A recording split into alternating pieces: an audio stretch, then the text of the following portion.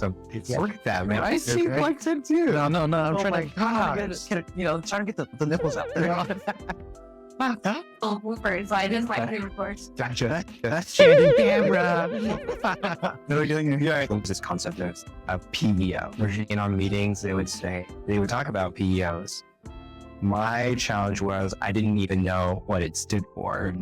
Solutions that has great benefits. There could also be alternatives. And hoping you can give me an overall, what is a PEO? Make it very simple and accessible for me to understand. So generally, PEOs are like the back office. They can take on everything HR. So they'll take on the recruiting, the benefits, the compliance pieces. And they'll do everything pretty much just for you. And it's usually mostly for small businesses that don't want to have a back office or just want to delegate it back out. So it's a third party that's going to just be running everything for you on your behalf.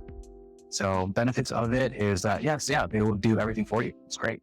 Whatever you need, they'll knock it all out from a compliance piece, recruiting, benefits, anything you think of from an HR perspective. Great. As far as challenges for it, they don't really give you a tender loving care, right? They just give you like the high level templates and saying, okay, here's my issue. What do you say PEO? And then they'll just be like, hey, this is what the highest level is, right? And then they won't walk the walk with you. It's a double-edged sword. It's nice to have. It is a pretty petty, but it also is limited to just what they can provide you. In general, let's say for me, my specialty is HRIS, right? If you get an automated system for payroll HR, then they will have their own. They'll have their own payroll and HR.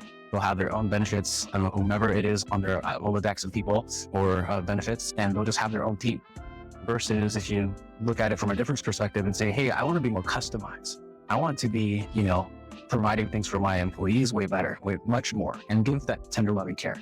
You're talking about a PEO and it's outsourced back office. So when it's outsourced back office, is it just HR? Is it accounting? Is it finance? What type of outsourced back office are you talking about? What is the scope of that? Most commonly, it's mostly the HR and accounting, mostly HR and payroll. That's what's most common for my world is essentially just they will do everything for you from an HR platform, department, and payroll too as well. So it's a double question, but I guess we go the first one, which is if you have an HR department, is it redundant or is it supplemental? If you have an HR department, it is to a certain extent. It's also putting accountability on a PEO.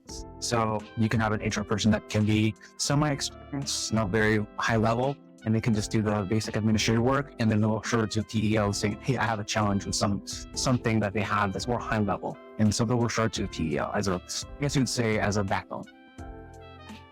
The second part of the question is when it comes to small businesses, as they serve small businesses, what constitutes as a small business? What businesses would qualify and would benefit greatly from a PEO? And at what point should organizations evaluate their involvement with the PEO?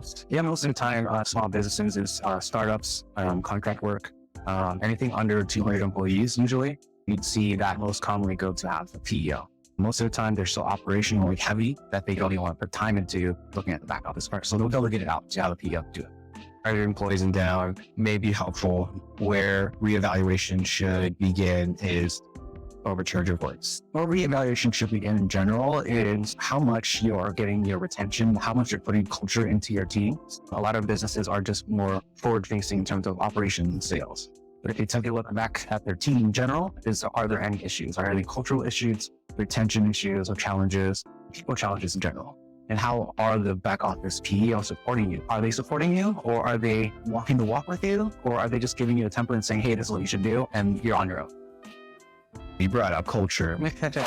And I want to know, when you're talking about that back office culture, which could totally be another conversation for another time, how does that relate when you're talking about back office culture and a PEO? What does that tie in there? Yeah, back office culture in general, I look at HR as they're technically like the heartbeat of the company, right? If you treat your company very well, or if you treat your employees very well, you'll see them cascade it down to them treating the contractors or just sales and marketing standpoint very well, right? So you have a higher retention. So I look at it from a cultural perspective as if you have a back office that's strong at culture and strong at keeping the retention up, then PEO would just be more on the side piece. They wouldn't leverage the PEO as much.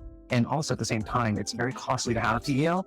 It's the give and take, like why pay for a service when you might have a very strong culture or a strong employee group. So why spend the extra dollar? That's great. I love that. Love the plug too, by the way. Didn't pay for that plug. He brought it up. Thanks for taking your time. I really appreciate it.